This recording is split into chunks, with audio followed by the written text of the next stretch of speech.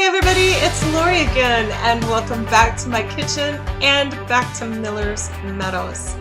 Roger and I touched base with you the other day with a video kind of explaining that we really hope to expand on what we do around here in our gardens and how we grow our fruits and vegetables and what works best for us in our area of the country and in our growing zone. It's pretty much winter here at this point in time. It is just mid-November and we currently have about 5 inches of snow on the ground. And so we're not doing a whole lot as far as the gardens are concerned right now. And we've also gotten through most of the harvesting of the seeds and seed saving from our crop this summer. We've pretty much got all the tender vegetables taken care of already. But the last couple of weeks I have been working on something that I wanted to share with you. And I figured that this actually might be a good introduction for some of you if you have never grown this before. And then in the spring, Roger will show you how he starts the seeds indoors and the whole process with that. And what I want to share with you today is I want to share Loofah. Now, Loofah is an amazing little gourd. Well, they're not really that little. They're actually very large gourds.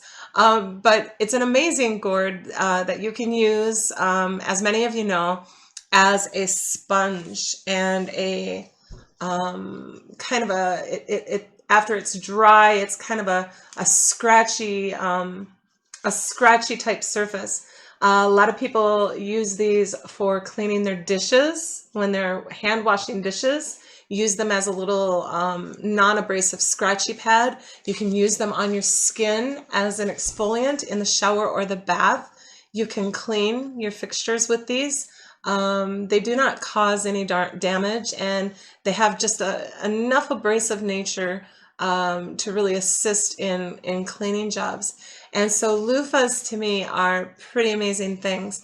Another thing that you can do is you can cut your loofah gourd, your dried loofah gourd, and a lot of people make homemade soaps by pouring their soap over a loofah slice. And so the loofah slice just kind of gets solidified in there as the soap cools and solidifies.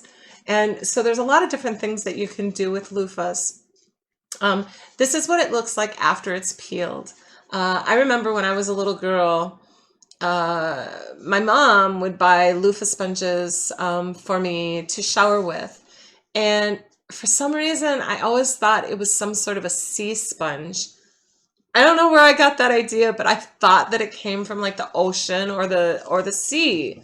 And later as an adult, I found out that loofah was actually a vegetable. What? A plant? Really? No. But anyway, they've been kind of a neat thing for us to grow the last few years. I'll show you what a dried loofah looks like. Now, a dried loofah, like I said, they're pretty sizable. A dried loofah gourd looks a lot different than what it does look like when it is still fresh and growing. They are deep green. They kind of resemble almost a large zucchini when they are growing, either a large zucchini or a very large cucumber. They're actually quite strong, and so we trellis ours. These do grow as a vine, okay? Just like a cucumber would or a squash. It's a vining plant. And so we put these actually in a raised bed with a trellis. And once you get them established and you get them into the ground, they're pretty carefree. There's not a whole lot that you need to do. You just don't want to let them become overly dry for too long, but they're actually pretty hardy after they are established. Now, getting them established is a little bit of a trick. And another thing that I want to tell you is that loofah take an extremely long growing season. All right, here in our area, we have approximately June, July, August, September, and October. And that is our growing season. So we only have approximately 5 months outdoors to accomplish from seedlings to harvest before we get freezes again or frosts again. Loofahs do require a much longer growing season than that. They start off relatively slow. It's actually quite frustrating. The first few months of their growth cycle, it's quite frustrating. But once they get really established, then they just skyrocket and they set those gourds, and the growth rate is incredible after that. We here in our zone start our loofah seed indoors at the end of March or the very, very beginning of April. And that gives them about 8 weeks indoors to really get established before then we set the plants outside. Now, we cannot direct sow these into the ground outside just simply because the growing season is not long enough. And so this is why loofah is one of the things that we choose to start indoors. But anyway, so this fall, we had quite a dilemma because we had a couple of really hard freezes. And so we had to harvest our loofah because loofah do not do well with frost. You have some of your other things, varieties of things in the garden that can withstand frost. Loofah is not something that can withstand a hard freeze at all. So we harvested all of our loofah and we brought it indoors. All of our loofah gourds, brought them inside to protect them from freezing too hard. And then the weather warmed up for a super long time. We're talking like 3 weeks of warm weather after we had those hard freezes. And generally, after we've gotten a couple of frosts, generally the temperatures stay down to the point where we actually have to start heating our home with wood, with our wood stove. And this year, those frosts came and then it warmed back up for an incredible amount of time. And so we did not have to light our wood stove. And so I got into a situation where generally what I do is I hang my loofah over the wood stove and just use the radiant heat of the wood stove to dry the loofah. But since we were not using the wood stove, my loofah were just sitting there. They were trying to be very patient and wait, but they started to mold, and I started seeing signs of them beginning to rot. And so I knew that I had to do something to get them dried out. And since it was too warm to run the wood stove, what I elected to do for the first time ever, I have never, ever dried my loofah this way, but it worked really well. I actually stuck my whole loofah, into the dehydrator. Now, I know that many of you probably do not have as large of a dehydrator as what we have. Roger built our dehydrator. I'm thinking that maybe later down the road he might share how he has done that, but I can't speak for him, and I can't answer a whole lot of questions on how he did it, okay? But anyway, I am blessed with a large dehydrator. And so I removed some of the trays out of the dehydrator, and I just literally stuck my loofah gourds in their hole on the trays, and I dehydrated them at 95 degrees, which in my mind was a very warm summer day. I did not want to exceed, 105, 110, because I didn't want to ruin the viability of the seed inside the loofah. I need those seed for next year's planting and harvest, and I didn't want to destroy the seed. So I dehydrated them at 95 degrees, and to be honest with you, it took an extremely long time because they were whole, okay? So to dehydrate the loofah this year, it took me 8 days of 95 going pretty much around the clock, day and night, in the dehydrator. But they did, as you can see, they dehydrated really, really well. Now, the way that you tell that your loofah gourd is properly dehydrated to the point where you want to be able to peel it is that inside the seed will all become dry enough to the point where the seed will kind of come detached from the loofah. Now I'll show you on this one. Hopefully you can see that inside there's 4 great big channels inside that loofah sponge, okay? 4 great big channels. And the seeds are in those channels, and they're generally attached to the loofah fiber. Once you get this dehydrated to the point that you can hear those seeds rattling around inside of your loofah gourd, you know that you have them dry enough. And what I'm going to do right now is, hopefully you'll be able to hear this, but it's almost like a maraca. You can hear the seeds actually rattling around when you shake it. So I'm going to shake it for you, and hopefully you'll be able to hear it. Do you hear those seeds rattling? It's just like a maraca, okay? So that lets you know that you have reached a point of full dehydration, and it is okay to peel your loofah. All right, so this is the stem side, obviously, of the loofah. This is the blossom side of the loofah. And what I do, and it's very, very simple to do once they're dehydrated, is you just kind of break open that blossom end of the loofah. All right, you can see that I've broken into it now. I'll remove just a little bit more. I can see that a seed is already right at the opening here, just waiting to come out. There's a loofah seed. A loofah seed kind of looks like a watermelon seed, but there's it's not striped, it's not spotted. These are just totally black. But anyway, what I do then is I bust open the end of the loofah, and then I just kind of start shaking those seeds out.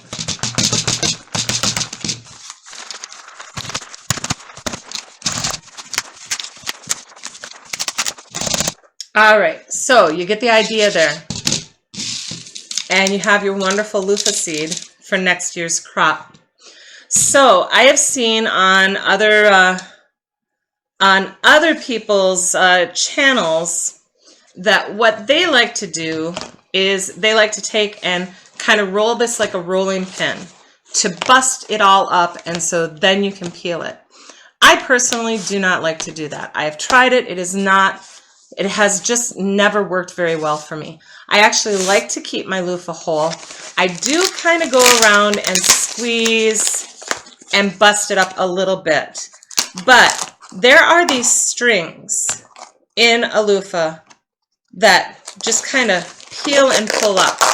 And if you bust those strings up too much by rolling them, your skin or outer coating of the loofah is really, really difficult to remove, in my opinion. So what I tend to do is I just tend to like to leave my loofah skin in larger pieces, and then I just literally start peeling this thing.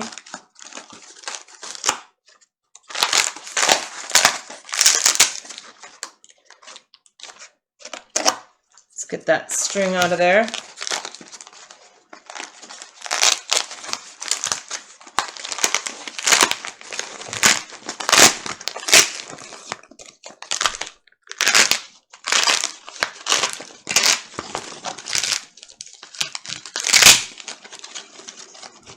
All right, well, that wants to come off. That's fine. It can come off.